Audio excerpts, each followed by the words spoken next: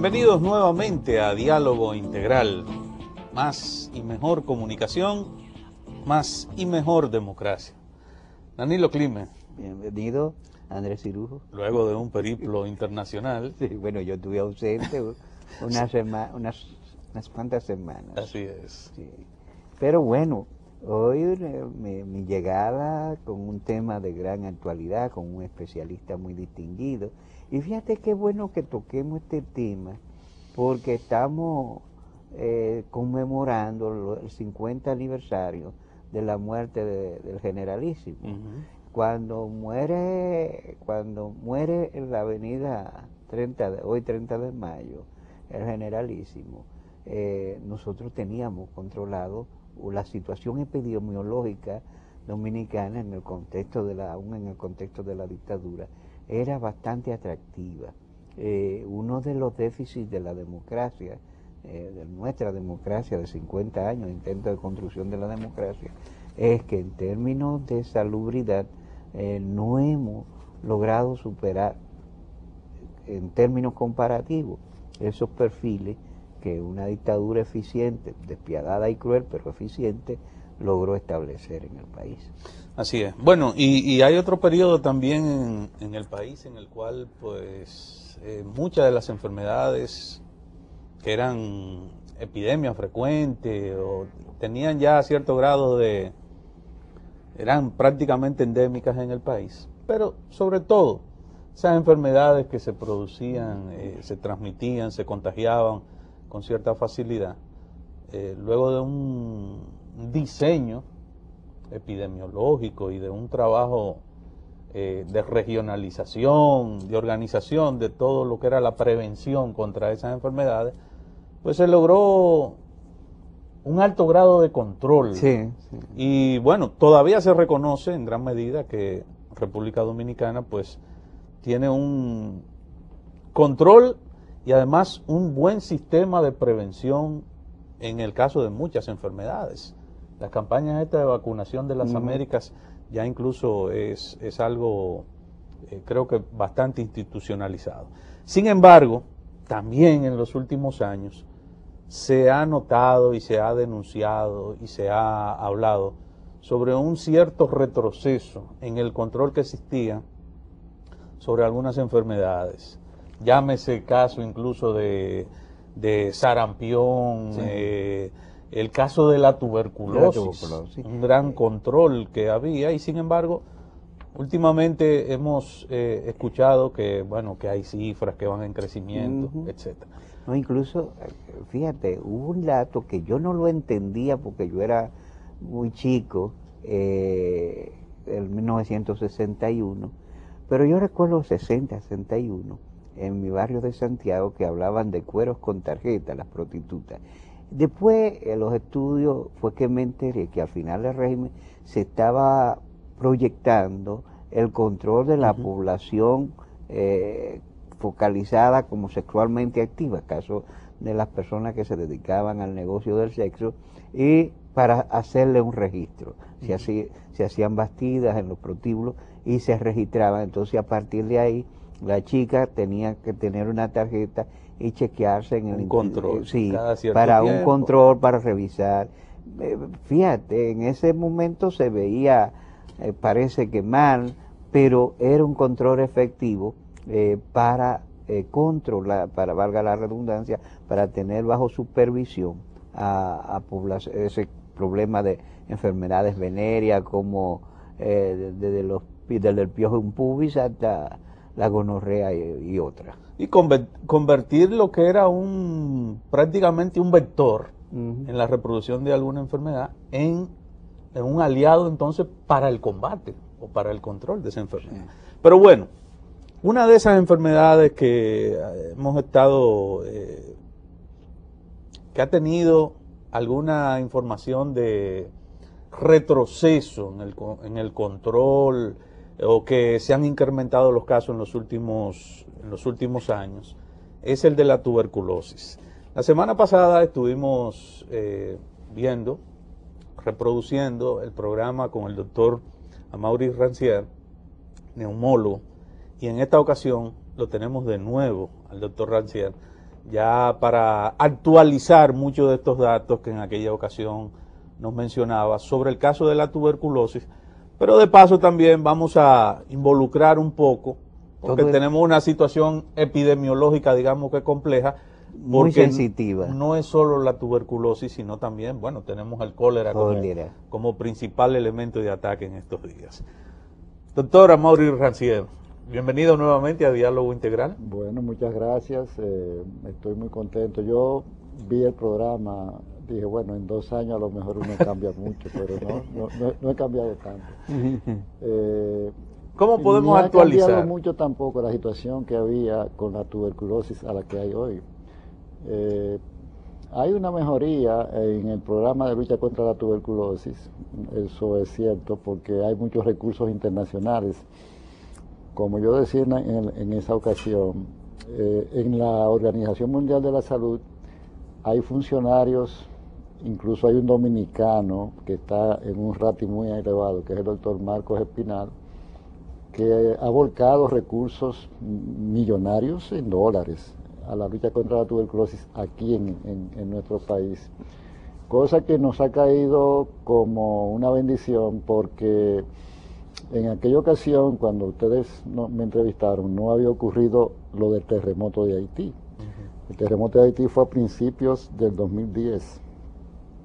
Y después del terremoto de Haití nos han caído ciertas consecuencias desgraciadas, dentro de las cuales no solamente es el problema de la tuberculosis que se tiende también a complicar, sino el problema del cólera. Ese problema del cólera no vino como consecuencia de eso, del problema de Haití, porque es una invasión de haitianos lo que tenemos en este país. Pero son manadas de haitianos. ¿Podemos tener una idea aproximada ya del perfil epidemiológico de la isla o de la subregión del Caribe antillano? ¿Cuál es la situación así en sentido general? El problema que nosotros tenemos, desgraciadamente, un peso muerto muy pesado, valga la redundancia, que es el problema, redundando sobre lo mismo que tenemos con nuestros vecinos haitianos. Ese problema del cólera es consecuencia de eso, porque fue a raíz de que comenzó la epidemia en Haití, que desgraciadamente la trajeron las tropas de la MINUSTAH, que está en Haití, porque eso no existía en esta isla. Parece que se ha comprobado que el grupo de la tropa de Nepal fueron... Sí, no, eso está totalmente confirmado. Es una cepa que vino de Nepal y la trajeron esas tropas. En un país devastado por un terremoto, con una miseria espantosa, y que solamente nos separan de ellos el río Masacre, que ya ni siquiera es un río, ahí lo pasan. Un pequeño arroyo. Es un arroyo. No es una frontera porosa, es una frontera virtual. Entonces, fíjate, hay un problema sociopolítico, porque es que las grandes potencias, desgraciadamente, no quieren tirar el muerto arriba. Ellos no quieren que se vayan para allá, es que nosotros asumamos esa responsabilidad que no tenemos la capacidad, ni mucho menos, de asumir, del problema socioeconómico haitiano. Entonces, ese problema del cólera es un problema serio. Miren, ojalá eso no pique y se extienda, como decían en el argot beisbolero, que puede suceder. Desgraciadamente, las autoridades de salud están haciendo un esfuerzo realmente, yo diría que laudable, pero la situación puede escapársele de las manos, muy difícil, porque es que el cólera tiene una agresividad tremenda, y sobre todo en los sectores pobres, porque es que la gente se baña y consume agua que no tiene ningún tipo de control de calidad. ¿Qué pasó? Y es muy difícil decirle a una gente que no se baña ahí, sí, o que no consume esa agua que está contaminada. Eso es una cosa tremenda. ¿Qué cree usted que pasó? Porque en principio las autoridades reaccionaron muy bien, establecieron una frontera epidemiológica con controles efectivos. Sin embargo, pese a todos los cuidados y controles, pues pasó el cólera a este lado de la isla, y estamos hablando de que, según los pronósticos, hablamos de 5, 8 años con presencia activa del mar. Eso llegó para quedarse, desgraciadamente. Lo que se puede suceder es que se convierta en una enfermedad relativamente endémica, pero lo que tenemos ahora es una amenaza de epidemia, por no decir que ya tenemos una franca epidemia. Eso, las autoridades no quieren crear el pánico, ni mucho menos, porque imagínate tú lo que va a pasar con el turismo en este país. La gente le va a coger miedo, eso puede tener consecuencias catastróficas.